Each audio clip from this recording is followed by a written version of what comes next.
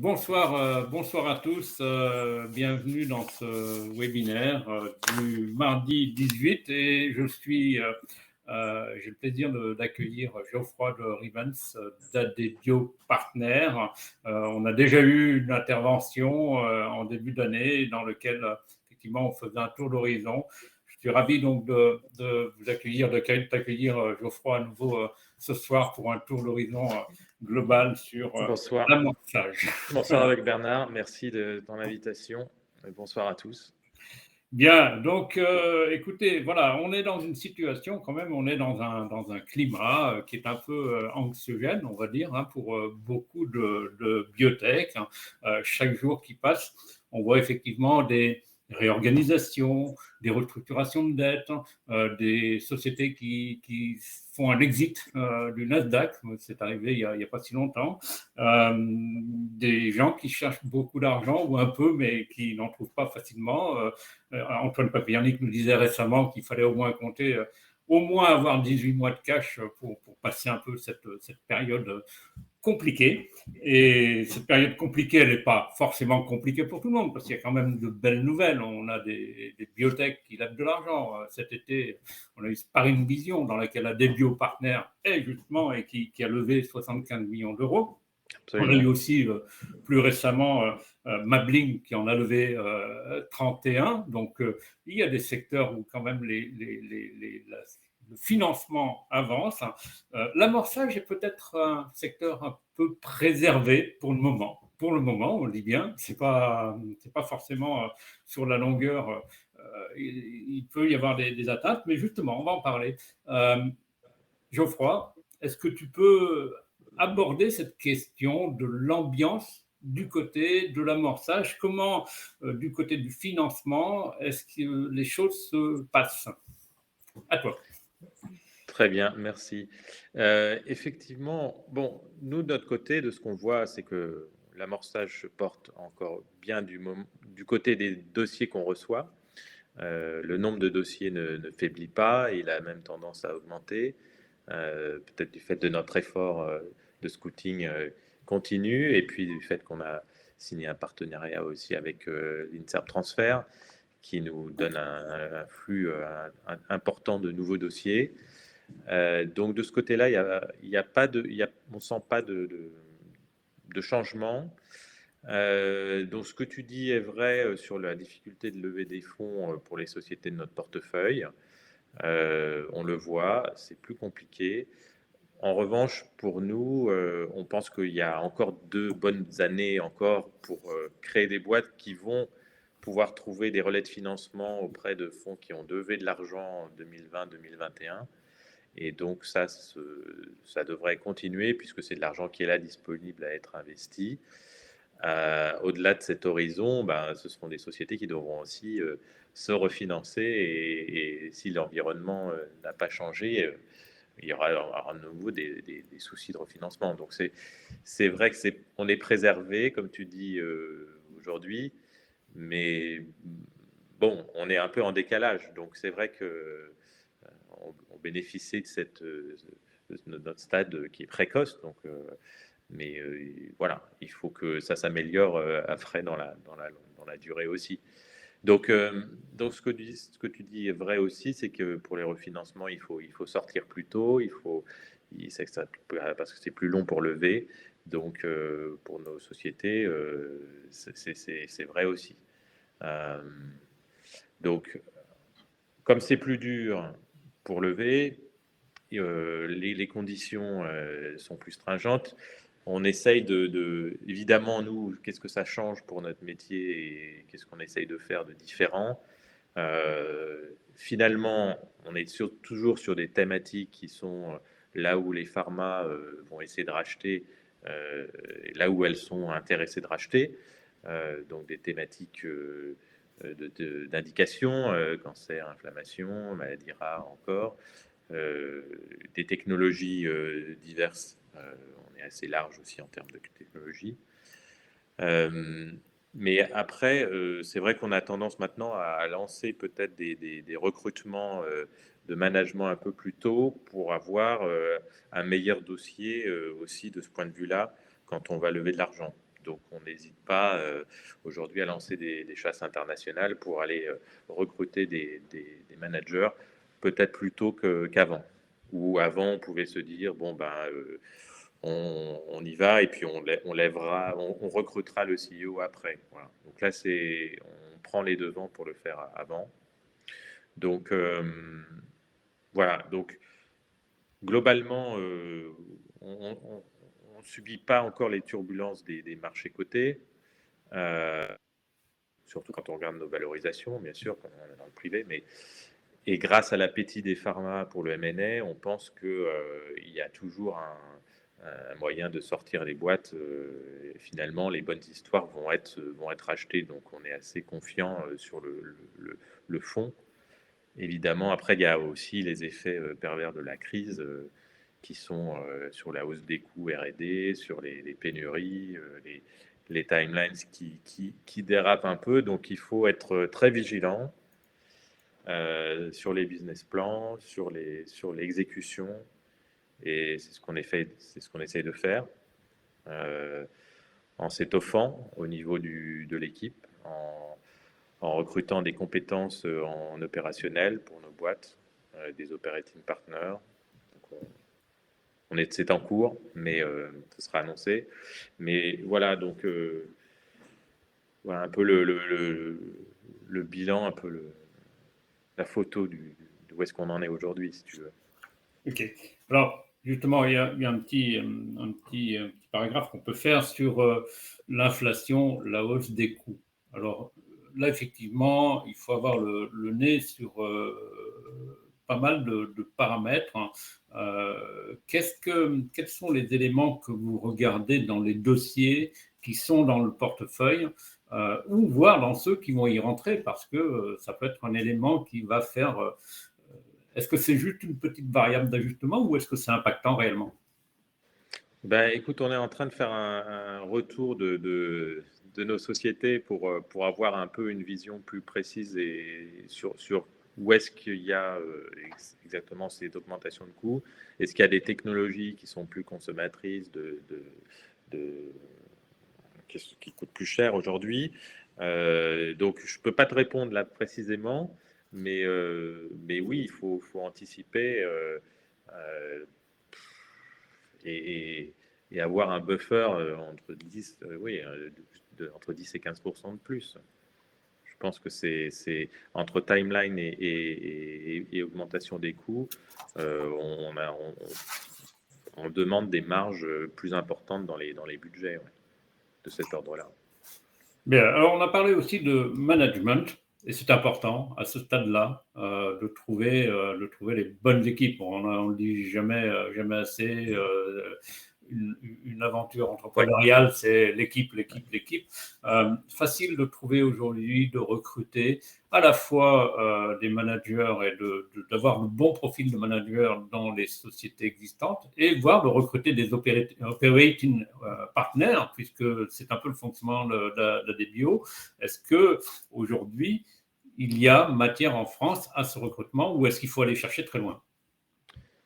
Alors oui, heureusement en France maintenant, il y a des sociétés, l'environnement est plus mature, il y a plus de compétences, donc là en France on trouve. Donc on a recruté une Française pour TriDeck, hein, Laurence de Schlettnikoff.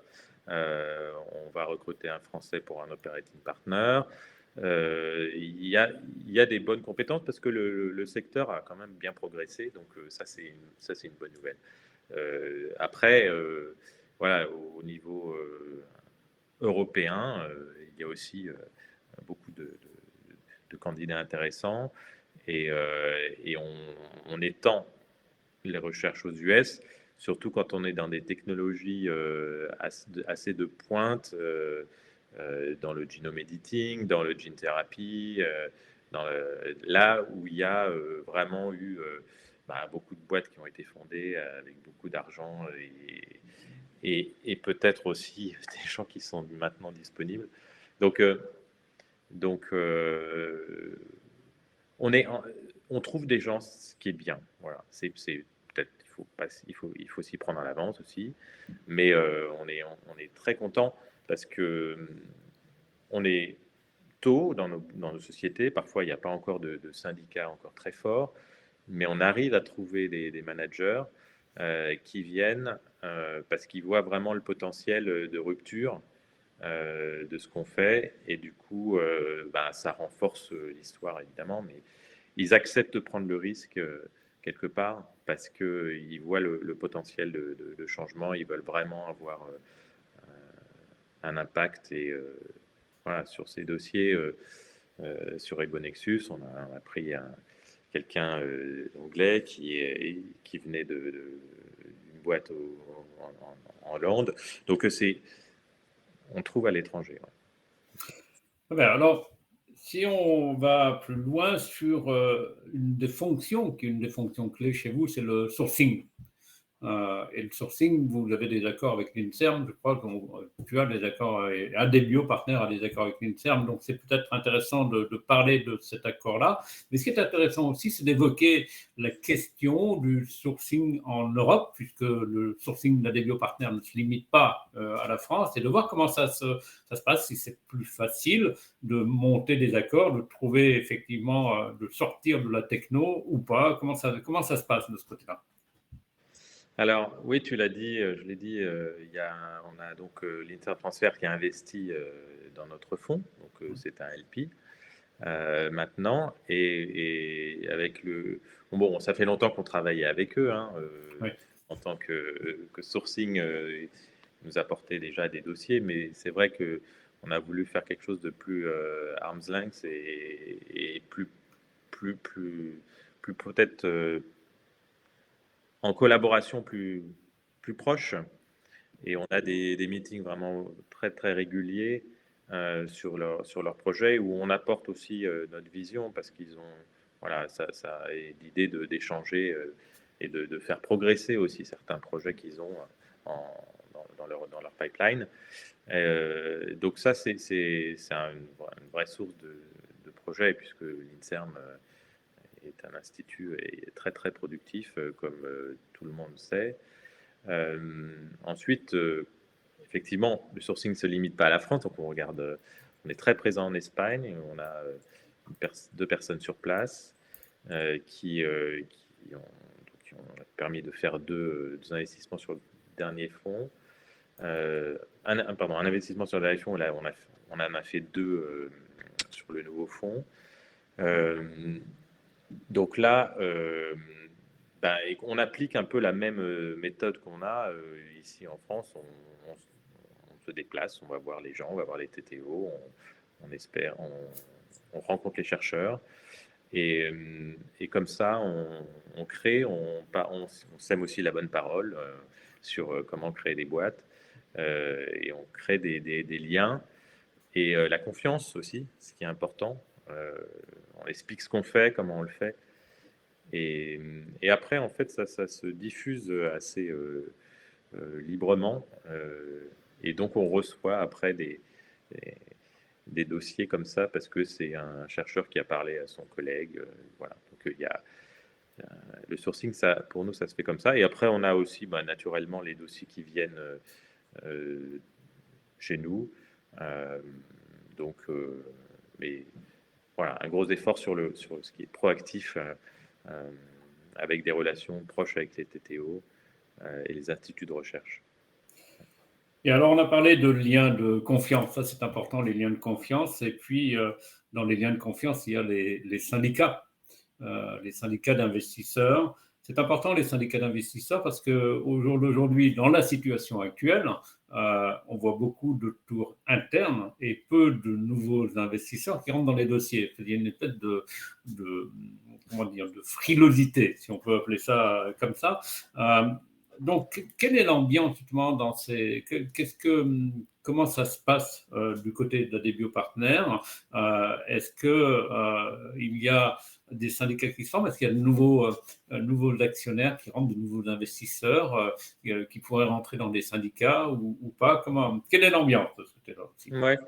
Non, mais alors, nous, on a depuis l'année dernière, on a augmenté notre pool de copains investisseurs, si je peux dire, de 50% à peu près. Donc, on a fait des deals avec de très nombreux nouveaux investisseurs. Donc, voilà, c'est normal parce qu'on a plus de deals à refinancer. Donc,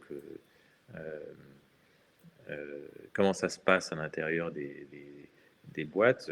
Oui, effectivement, bon, Sparring Vision, c'était un exemple où il n'y a pas eu de tiers qui est venu dans le deal, et c'était un tour interne grâce à ce soutien très important du syndicat interne avec des investisseurs très, très solides. Donc ça, c'est vrai que c'est aujourd'hui, quand on cherche des partenaires, ben, c'est un argument de poids pour aller vers ces personnes, vers ces fonds qui ont des poches profondes pour absorber soit des délais, soit des problèmes de valorisation aussi, parce que quand on a déjà levé 70 millions, c'est compliqué hein, de, de lever de l'argent dans des conditions de marché très difficiles, hein, où les valorisations côté s'effondrent. Donc voilà, quand on est sur des modalités thérapeutiques qui coûtent cher, comme la thérapie génique à développer, il faut avoir un syndicat très fort dès le départ. Donc, pour ça qu'on a élargi notre base aussi de, de confrères avec qui on travaille pour que nos sociétés soient bien financées avec des spécialistes de ces modalités. Voilà un peu ce que je peux dire sur comment ça se passe. Bien, alors justement, le profil de ces confrères, est-ce qu'il évolue? Est-ce que le périmètre s'agrandit, en tout cas dans l'amorçage en Europe ou en France, ou pas? Parce en France, ça n'a pas l'air de, à part à des biopartners et quelques autres, Argo peut-être, pas beaucoup d'intervenants. Ouais. Non, je pense qu'il y a peut-être des initiatives dans ce qu'on appelle les start-up studios aussi, qui sont Oui, des bien choses sûr. un, un peu différentes. Nous, enfin, on fait de l'amorçage, mais on a un fonds qui peut investir jusqu'à 8 millions d'euros par ligne. Donc, on a aussi une capacité de mise à feu plus importante. Donc, et puis on apporte, bon, je pense aussi toute notre expérience dans l'investissement et notre réseau. Donc voilà, à part nous, c'est vrai qu'on est, bon, voilà, maintenant on est le plus gros fonds d'amorçage en France dédié à la biotech parce que voilà, on ne fait que ça. Euh, et, et, et on est un peu seul. Bon, c'est dommage. On l'a dit plusieurs fois, et même dans cet auditoire, il faut plus d'amorçage. Mais bon, on s'appuie aussi après sur des collègues européens qui aussi voilà, ils sont contents de, de voir qu'on fait le travail ici en France et qui du coup viennent nous soutenir dans nos sociétés quand elles sont très précoces et quand ça correspond à leur thème d'investissement. Parfait. Alors, il est 19h21. Encore une fois, le format de ce webinaire, c'est d'avoir des questions de nos participants. Alors, n'hésitez pas, vous avez une petite case et on peut retranscrire les questions. Je peux les reposer à Geoffroy. N'hésitez pas à poser vos questions. On est là pour ça. En attendant que la première question arrive, qui est toujours la plus difficile à écrire, poser. Parlons innovation aujourd'hui. Comment est-ce que tu vois évoluer le secteur? Est-ce qu'il y a toujours à trouver, à créer dans certaines branches notamment? On voit. Est-ce que ça va aller de plus en plus vers les sous-populations ou est-ce qu'il y a encore des choses à faire? Comment? Lesquelles? Oui, écoute, moi je pense que, bon, déjà, je trouve que ce qu'on voit, c'est très, très enthousiasmant dans le terme, dans le nombre de modalités thérapeutiques qu'il y a aujourd'hui pour traiter les maladies, entre la thérapie génique, la thérapie cellulaire, les anticorps, les petites molécules, les oligos. Enfin, il y a un nombre de modalités. Donc l'innovation, elle va arriver de ces différentes modalités qu'on a aujourd'hui. Donc, je suis très optimiste sur notre capacité d'innover pour les patients. Par exemple, oui, ce que tu disais sur la population des patients, quand on regarde l'inflammation aujourd'hui, on est sur des thématiques de targets qui sont spécifiques de maladies particulières, plus sur des immunosuppresseurs comme avant. Donc, on va de plus en plus vers des choses très ciblées, un peu comme en onco. Et ça donne aussi voilà, tout un champ d'innovation se crée là-dessus. Et puis, avec tout le domaine des checkpoint inhibiteurs, dont TriDeck fait partie, c'est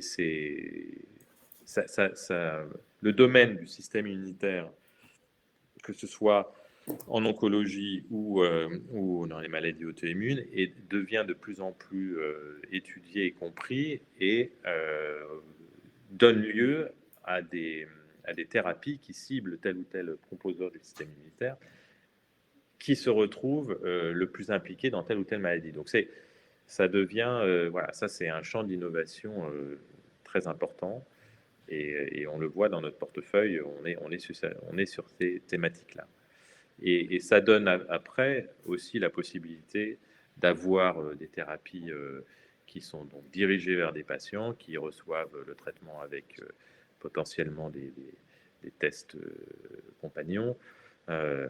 Voilà, donc on est sur la médecine de précision à la fois en onco.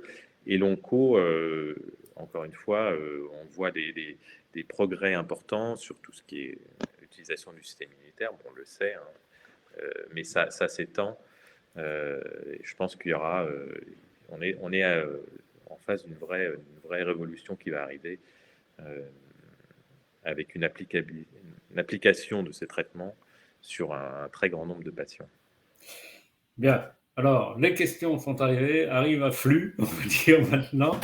Une question posée par VF. Alors, VF, initial, Adebio semble réserver ses investissements, et si je la retrouve, à des projets thérapeutiques. Qu'en est-il des plateformes? Je pense que vous êtes un peu plateforme quand même, hein, me semble-t-il. Mais voilà, parce que les plateformes, évidemment, c'est la clé de tout. Alors, qu'en est-il? Non, Plateforme? absolument. Non, alors thérapeutique, ben, on a des plateformes, oui, mais à visée thérapeutique. Alors, je ne sais pas ce que la personne entend par plateforme, parce qu'on peut avoir différentes versions. Mais nous, on vient de faire un investissement dans une plateforme, et bon, c'est que c'est pas annoncé, je peux pas le dire, mais c'est à visée thérapeutique pour la thérapie cellulaire.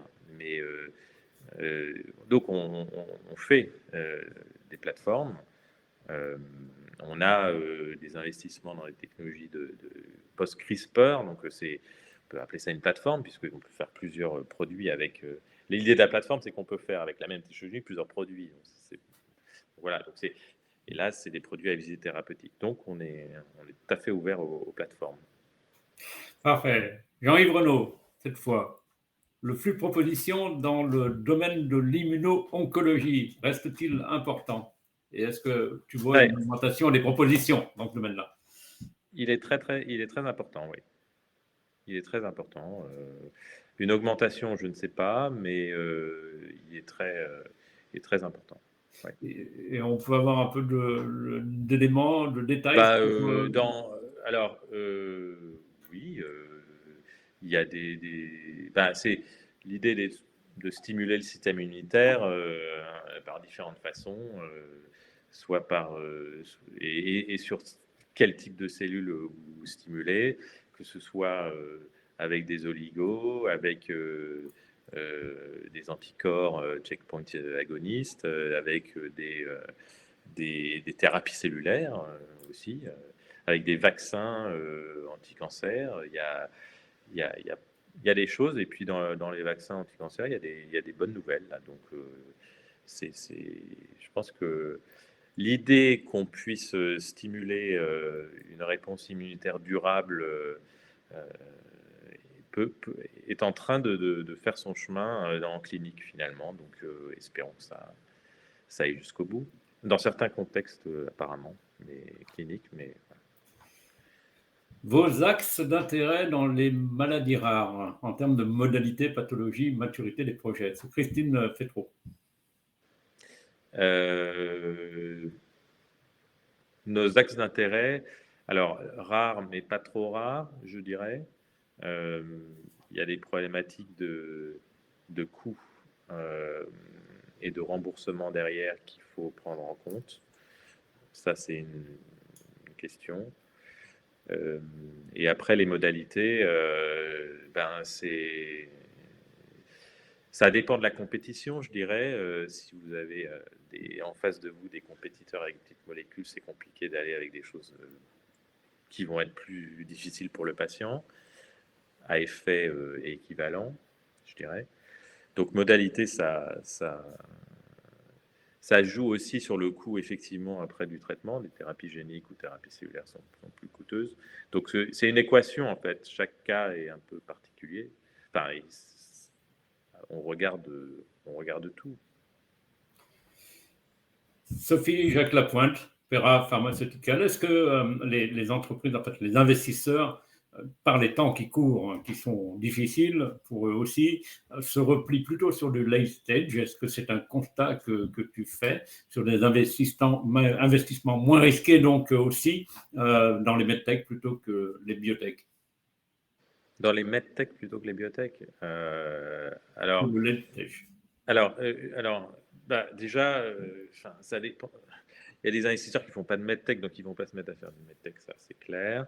Il y a aujourd'hui ceux qui ont des stratégies où ils font late stage, early stage dans le même fonds. Je pense qu'il y a des bonnes opportunités late stage avec des conditions de marché qui sont plutôt favorables aux valorisations basses. Donc effectivement, il est logique que les sociétés aillent, enfin que les investisseurs regardent ces deals avec attention, puisque dérisquer avec une valo basse, effectivement c'est plus attractif que à très early même avec une valo pas très haute. Mais voilà. Donc ouais, je pourrais, je suis d'accord avec l'analyse. Maintenant, nous, on est amorceurs et voilà, c'est pas on reste dans l'amorçage. Les projets dans le repositionnement. C'est vrai qu'on a en France, on a pas mal de sociétés qui sont dans le repositionnement. C'est un bon flux, mais que les investisseurs ne sont pas forcément intéressés par ce type de société. Comment est-ce que tu vois les choses sur le repositionnement de ton côté? Écoutez, nous, on regarde tous les projets de repositionnement avec beaucoup d'intérêt. On a un expert dans l'équipe, Alain, qui est aussi au conseil d'Orphalan, qui est une société française qui marche très bien dans le repositionnement. Et donc on regarde. Effectivement, après, il faut, encore une fois, chaque cas est à considérer en fonction du produit et de l'adéquation entre le produit et l'indication, et la protection intellectuelle, etc. Donc, Je, on regarde. je reprends une question qui revient dans la foulée de celle que posait Sophie Jacques Lapointe tout à l'heure, qui demande quid des investissements en neurosciences, un regain d'intérêt avec notamment les résultats de Biogène et Zaïs. Est-ce qu'il y a... Ouais, alors c'est pas pour ça que si on va foncer dans un projet Alzheimer demain, ça reste des essais cliniques longs et compliqués. Ouais. Et donc, nous, on fait des investissements en neurosciences, on regarde et on sait qu'il y a un besoin important. Donc ça, c'est une aire de priorité chez nous. Après, les trouver, c'est plus compliqué, mais on a un deal flow assez important. Après, les choses sont parfois un peu plus précoces, et puis toujours cette question de quand on est sur des petites molécules de passage de la blood-brain barrier, qui est un peu ce qu'on attend de voir aussi. Sans ça, il n'y a pas de projet, donc c'est un peu la limitation dans cette indication, dans ces indications-là. Qui est-ce que vous avez comme dans votre portefeuille, dans ces indications? Nous, on a Augustine, Ouais. boîte en Belgique, qui est sur Charcot-Marie-Tooth, donc qui a enlevé de fonds et qui a, il y a beaucoup d'intérêt. Parfait. Damien Salaude. Damien Salaude, les valorisations sont à la baisse et pour autant, la tendance est pour vous d'entrer tôt, ce qui veut dire que la part de capital est très faible pour les fondateurs non VC. Dans ces conditions, comment parvenez-vous à intéresser financièrement les fondateurs en cas de succès, BSA, etc., etc. Oui, alors elle reste quand même importante, hein, la part de capital pour les fondateurs. Mathématiquement, il y a des choses que, enfin, on peut pas non plus. Enfin, quand on met des montants entre 1,5 million, 2,5 millions d'euros, il y a quand même une part importante qui reviennent aux fondateurs. Hein. Et évidemment, on s'assure à ce qu'ils soient incentivés pour le long terme et qu'ils aient une part très significative au départ. Et après, il y a aussi maintenant les instituts qui cherchent à avoir aussi du capital. Donc ça rentre dans la discussion. Et oui, alors on partage entre les fondateurs scientifiques et les instituts de recherche. Gaël Jals qui demande s'il y a des indications que vous évitez chez ADBio à cause du fait que toutes les stratégies thérapeutiques dans cette indication particulière ont échoué jusqu'à présent. Glioblastome, ischémie, reperfusion. Oui, oui, il y en a. Alors là si vous voulez, les grosses indications où il faut avoir des preuves de concept cliniques, où ça coûte très cher et il faut aller c'est très long d'avoir les concepts. C'est sûr que pour nous, Fondamental, c'est encore plus compliqué parce que on est tôt, donc s'il faut attendre la sortie encore plus loin, c'est ça, hein, ouais, c'est ces indications où il y a beaucoup de temps à arriver à la preuve de concept ou alors, ouais, il n'y a pas de. On a des surrogate endpoints qui ne sont pas des endpoints d'approbation, où là, les deals sont pas très bons. Donc, on préfère. Ouais, la cardiologie, on regarde, mais c'est vrai qu'il y a. C'est compliqué pour nous d'y aller. Bien, alors on a passé une vague de questions, il est 19h36. Peut-être qu'on peut avoir des nouvelles sur votre vision du budget santé France. Est-ce que tu suis un peu les opérations, les discussions autour du CIR, toutes ces choses-là, ou pas trop? Pas vraiment. On a beaucoup parlé là des problèmes aux États-Unis sur les prix. Qui sont un peu un problème sectoriel qui pourrait se poser sur le prix des remboursements aux États-Unis, qui là pourrait avoir un effet important. Donc là, bon, on espère que de ce côté-là, le lobbying contrecarrera les plans de l'administration Biden. Mais en France, j'ai pas de commentaires sur le CIR.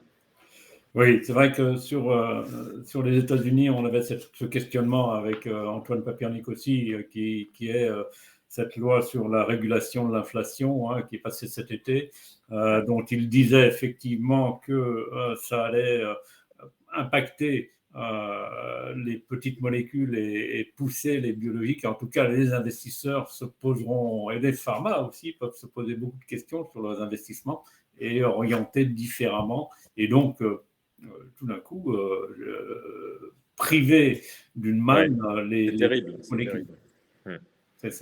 C'est exactement ça. Ce serait terrible. Bien, eh bien, s'il n'y a pas de questions, on a passé une soirée tout à fait agréable. On a appris quelques petites scoops au passage, parce qu'on sait qu'il y a des dossiers qui vont arriver, on ne dira pas lesquels, mais qui vont arriver à des biopartenaires. Ça a été entre les lignes, on l'a très bien deviné. Geoffroy, merci en tout cas pour cette intervention très claire et très nourrie. J'espère que vous tous, participants, avez apprécié ce moment de transparence. La semaine, je crois que ce sera le 7 novembre, si je ne me trompe pas, le 7 novembre au soir, c'est un lundi. On sera avec Christophe Dombu de Grouf. Hein. Bon, bah, alors là, c'est notre analyste, l'un de nos analystes qui intervient, qui va nous faire un bon paysage, une bonne analyse de tout ce qui s'est passé. J'espère qu'entre-temps, d'ici là, les choses seront le ciel se sera un peu éclairci. En tout cas, merci à tous encore. Bonne soirée et à très bientôt. Merci Jacques Bernard. Merci à tous.